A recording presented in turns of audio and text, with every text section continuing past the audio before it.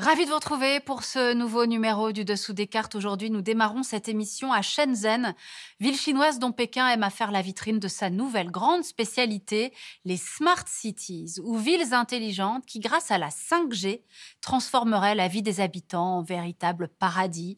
Meilleure santé grâce au dossier médical partagé, moins de trafic grâce aux caméras de surveillance interconnectées, moins d'insécurité pour les mêmes raisons.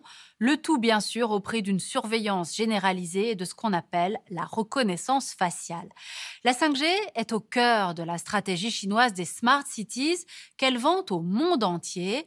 Ce n'est pas seulement ce que nous allons vous raconter aujourd'hui. Cartes à l'appui, nous allons vous expliquer cette nouvelle technologie, la 5G, qui permet une hyperconnectivité accélérée et qui fait l'objet d'une guerre technologique entre la Chine et les États-Unis.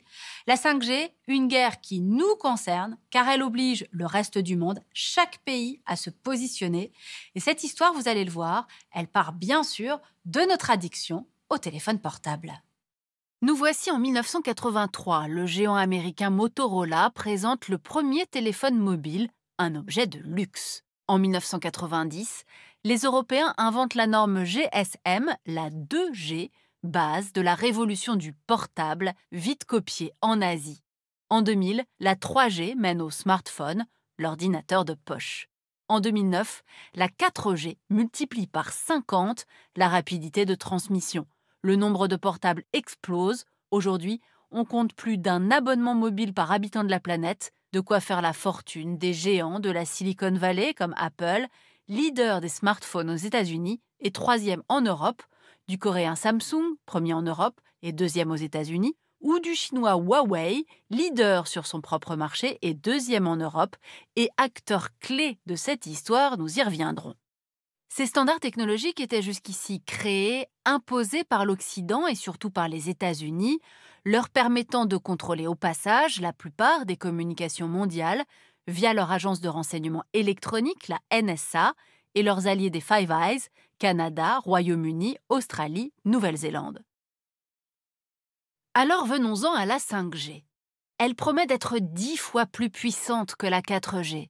Mais l'enjeu n'est plus seulement celui de la communication rapide, c'est surtout de permettre l'interconnectivité des objets et des services, accélérant, on l'a dit, la voie vers la télémédecine, les compteurs énergétiques autonomes, les robots industriels en réseau, les villes intelligentes ou encore les véhicules sans conducteur.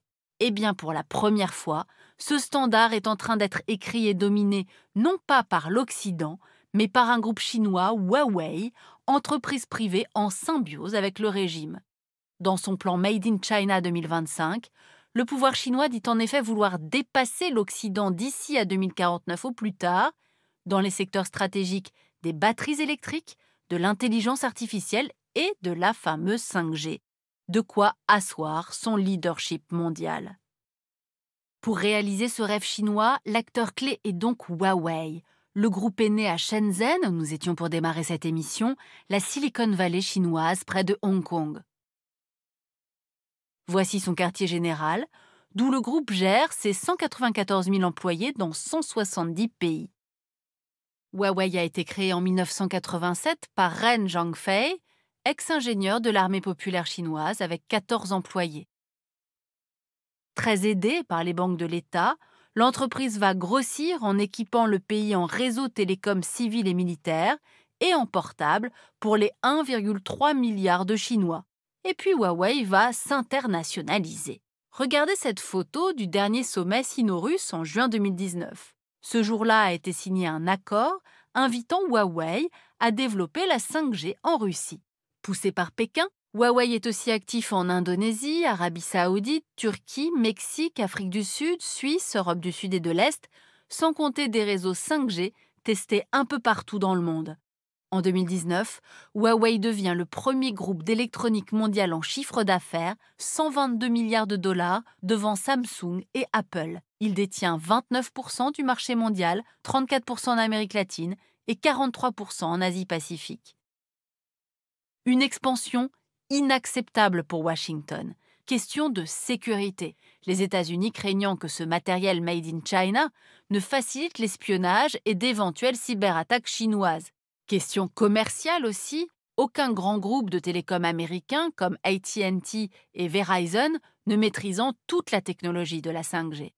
Dès janvier 2018, Trump interdit donc toute vente de technologie américaine à Huawei, laquelle est pourtant très dépendante du système d'exploitation Android de Google, de Facebook ou des puces conçues par Intel, Broadcom et Qualcomm. Par ailleurs, en décembre 2018, Washington exige du Canada qu'il arrête Meg Wanzhou, directrice financière du groupe Huawei et fille de son fondateur lors d'une escale à Vancouver, l'accusant d'affaires illégales avec l'Iran.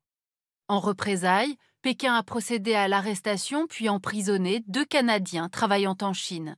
En mai 2019, Trump bannit de fait Huawei et ses fournisseurs des futurs réseaux 5G américains.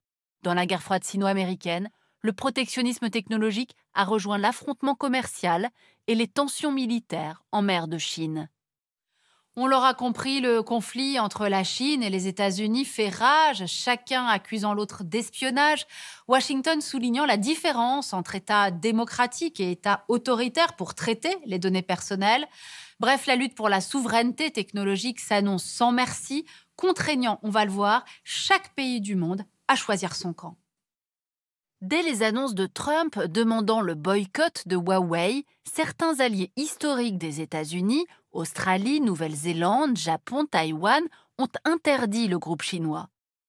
D'autres, Inde, Canada, Brésil, Vietnam, Singapour et Israël, sont sur le point de suivre pour ne pas compromettre leurs liens avec les États-Unis. Alors arrêtons-nous sur le cas particulier de Taïwan. La petite Chine, ennemie de la grande, produit d'énormes quantités de semi-conducteurs indispensables à la 5G, et ce, pour le monde entier. Sauf que dès mai 2020, le géant taïwanais TSMC a stoppé toute livraison de ses puces ultra sophistiquées à Huawei, soit 20% de son marché. Et peu après, TSMC s'est engagé à construire l'une de ses méga-usines en Arizona, de quoi renforcer les liens Taipei-Washington et irriter Pékin. Mais d'autres alliés asiatiques des États-Unis, comme la Thaïlande ou la Corée du Sud, refusent de se fâcher avec Huawei. Grâce à son géant Samsung, la Corée du Sud, pays le plus avancé sur la 5G, ne souhaite se brouiller ni avec son protecteur américain, ni avec son grand voisin et client chinois. Alors venons-en maintenant à l'Europe, particulièrement divisée sur le sujet Huawei. Au Royaume-Uni, le débat sur la 5G a été le plus politisé. Londres a en effet d'abord donné à Huawei un accès limité à son infrastructure 5G, d'autant que le britannique Vodafone, 3e opérateur télécom mondial, l'utilise sur de nombreux réseaux européens. Mais à l'été 2020, volte-face, Londres, membre des Five Eyes, suit Washington et devra avoir banni tout équipement Huawei d'ici 2027. Voyons maintenant l'Allemagne, autre membre de l'OTAN. En 2020, la 5G divise la coalition au pouvoir. Si les sociodémocrates du SPD sont pour l'interdiction de Huawei, Angela Merkel ne veut pas froisser Pékin, son premier partenaire commercial. La Pologne, la Lituanie, la Lettonie, de leur côté, souhaiteraient que l'OTAN et l'Union européenne décident d'une position commune. D'autres, Hongrie, Slovaquie, Espagne, Portugal, ne comptent pas revenir sur leur feu vert donné à Huawei et prendre du retard sur la 5G. Quant à la France, elle a autorisé de manière limitée les opérateurs utilisant déjà la technologie chinoise pour 3 à 8 ans maximum, mais l'exclut des cœurs de réseau et de la région parisienne. De plus, Paris invite les opérateurs télécoms à ne pas choisir la 5G Huawei. Cette cacophonie européenne explique l'indécision de Bruxelles. Pas de veto global, mais prière aux États membres de réduire leur dépendance face à un seul fournisseur chinois.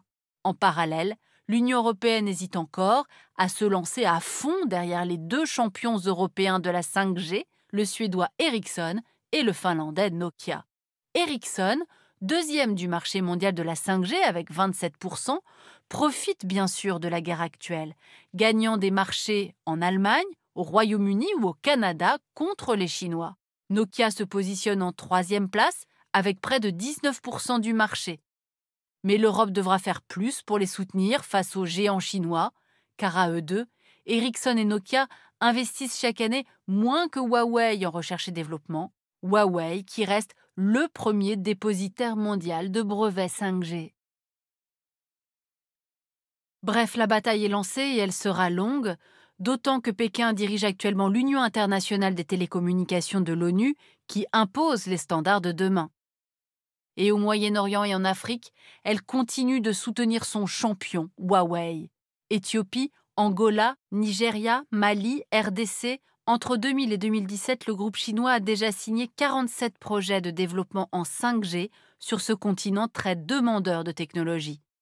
Des contrats souvent liés à d'importants crédits offerts par la Chine. Et voilà pour cette 5G au cœur d'une bataille au sommet entre les États-Unis et la Chine, mais aussi au cœur d'un débat philosophique et environnemental. Philosophique d'abord, faut-il vraiment chercher à tout prix à accélérer sans fin et à nous hyper-connecter toujours plus, demandent certains, quand d'autres répondent qu'aucun pays ne pourra rester à l'écart, sauf à y laisser de sa puissance. La 5G qui fait aussi débat sur ses conséquences environnementales avec les questions suivantes. Les antennes relais vont se multiplier, avec quelles conséquences sur notre santé? La 5G sera-t-elle plus énergivore que la 4G? Quel sera le coût environnemental du renouvellement du parc de nos smartphones? Vous l'aurez compris, entre principe de précaution et course technologique, le débat ne fait que commencer. Pour aller plus loin, faut-il avoir peur de la 5G par Guy Pujol, tout savoir sur le réseau de demain chez Larousse. Ainsi s'achève ce nouveau numéro du Dessous des cartes. Rendez-vous bien sûr la semaine prochaine, même endroit, même heure. Et d'ici là, n'oubliez pas notre site internet arte.tv. À bientôt.